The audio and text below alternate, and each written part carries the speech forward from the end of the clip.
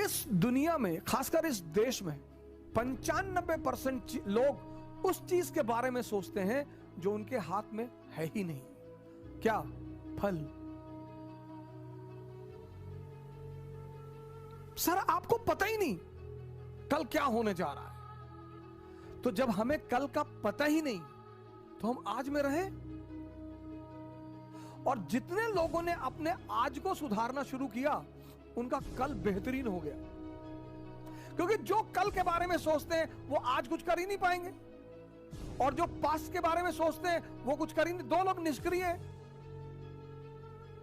जो कल के बारे में सोचते हैं वो तो थोड़ा बहुत कुछ करेंगे भी, लेकिन जो पास्ट के बारे में सोचते हैं, हमारे पिताजी गवर्नर थे, रहे होंगे, बहुत लोगों के पिताजी गवर्नर थे, लेकिन हमारी जो शिक्षा पद्धति थी, कहानी।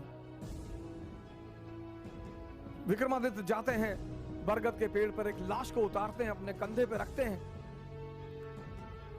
तो लाश उन्हें कहानी सुनाना शुरू करती है।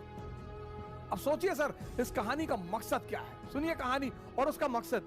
लाश उन्हें कहानी सुनाना शुरू करती है कि एक आचार्य थे, उनकी बड़ी खूबसूरत सी बेटी थी। आचार्य के 3 शिष्य थे और तीनों उस लड़की को बहुत प्यार करते थे और तीनों बड़े योग्य थे। आचार्य जी को भी लगता था कि यार योग्य तो तीनों है,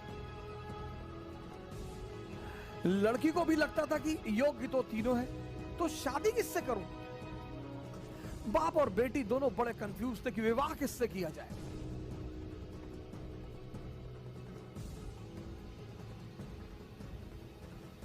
और जब लड़की यह सुनिश्चित नहीं कर पाई कि विवाह किससे किया जाए, तो एक दिन लड़की ने आत्महत्या कर लिया। अब जब लड़की ने आत्महत्या कर लिया, तीनों बड़े निराश हुए, गए, उसका दाह संस्कार किया। तो एक शिष्य तो तुरंत सन्यासी बन गया, वहीं धूनी लगा ली उसने उसकी कब्र के पास कि बस अब जीवन में कुछ करना ही नहीं, जिसको मैं प्रेम करता था वो बचा ही नहीं, तो अब जीवन में कोई सार नहीं, अब सिर्फ तपस्या करनी है और तपस्या करके ही जीवन को त्याग देना है।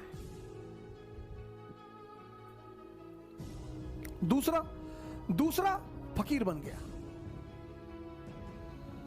घूमने लगा देश विदेश में।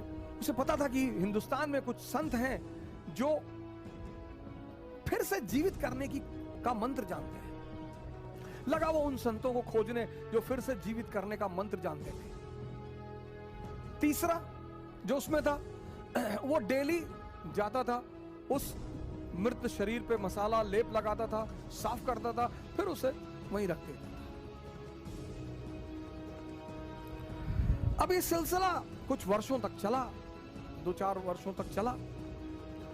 तो वो जो घूम रहा था चारों तरफ, फकीर बन गया था, मंत्र की तलाश कर रहा था, पुनर्जीवन देने के मंत्र का जो तलाश कर रहा था, उसे एक दिन कुछ महात्मा लोग मिल गए, वो उस मंत्र को जानते थे।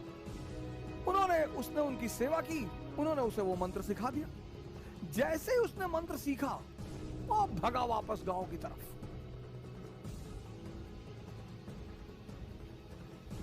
और वापस आकर उसने उस युवती को फिर से जिंदा कर दिया।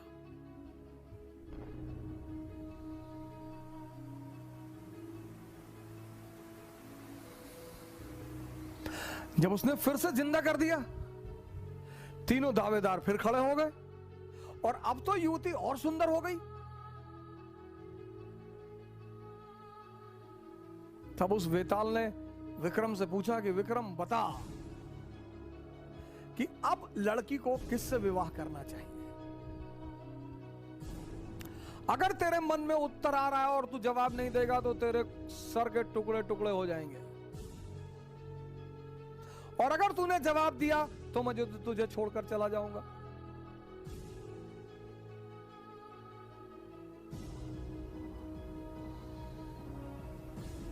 वेताल ने कहा कि अगर तेरे मन में जवाब आ रहे हैं, और ये नेचुरल प्रकृति है, हमारे सामने जब भी कोई परिस्थिति होती है, एक जवाब मन में आता है कि ये कर ले यार, नेचुरल प्रकृति है, नेचुरल। जवाब आना ही है। तो विक्रम बेताल ने कहा कि देख विक्रम, अगर तेरे मन में जवाब आ रहा और तूने मुझे नहीं दिया तो तेरे सर के टुकड़े टुकड़े हो जाएंगे, और अगर दे दिया तो मैं चला जाऊंगा।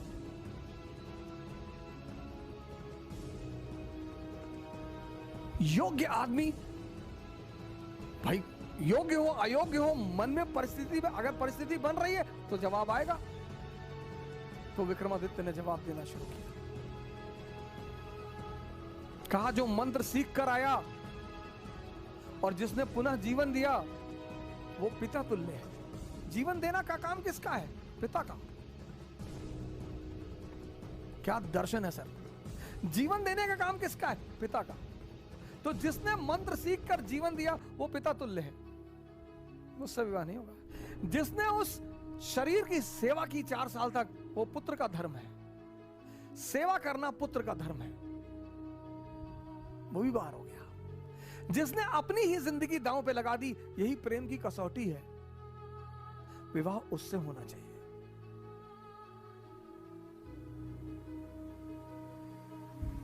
यह था शिक्षा देने का तरीका। और जैसे ही विक्रमादित्य ने जवाब दिया, वेताल उड़ चला कि तूने बोल दिया विक्रम। यानी अब सुनिए इस कहानी,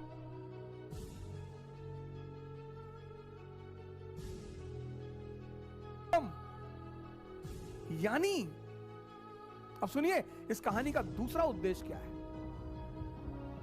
मौन। परम की जो प्राप्ति होगी वो मौन में होगी, साइलेंस में होगी। इसीलिए हिंदुस्तान में एक वर्ड है मुनि। मुनि मतलब जो मौन हो गया। परम की जो प्राप्ति होगी, परम की, 25 बार विक्रम जाता है, 25 बार वेताल उससे सवाल करता है, 25 बार वो जवाब देता है और वेताल हमेशा निकल जाता है। और जब अंतिम बार विक्रम चुप हो जाता है,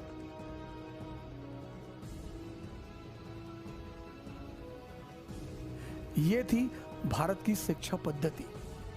मैंने कहा ना, अगर आप पीछे पलट कर देखें भारत के इतिहास को, तो कभी कभी आपको लगा कि यार इतने महान लोग कैसे पैदा हो। तब तो यार ये कोठारी इंटरनेशनल नहीं था, तब तो रेयान इंटरनेशनल नहीं था। गांवों में जो स्कूल खुलते हैं, मैं गोरखपुर जा रहा था गोंडा से, तो रास्ते में एक कस्बा पड़ा, तो वहां पे स्कूल का नाम मैंने पढ़ा, वास्को डिगामा इंटरनेशनल स्कूल। गांव में सर, मतलब नाम का मतलब यह है कि हम अंग्रेज हैं, हम तुम्हारे बच्चों को अंग्रेज बनाएंगे। अंग्रेजी सीखना बुरी बात नहीं है सर, किसी भी भाषा को सीखना बुरी बात नहीं है, लेकिन अपनी संस्कृति को समझे बिना अगर हमारी देश की 95% जनता ध्यान और योग कर रही होती ना सर, कोरोना कुछ नहीं कर पाता। लेकिन हमने तो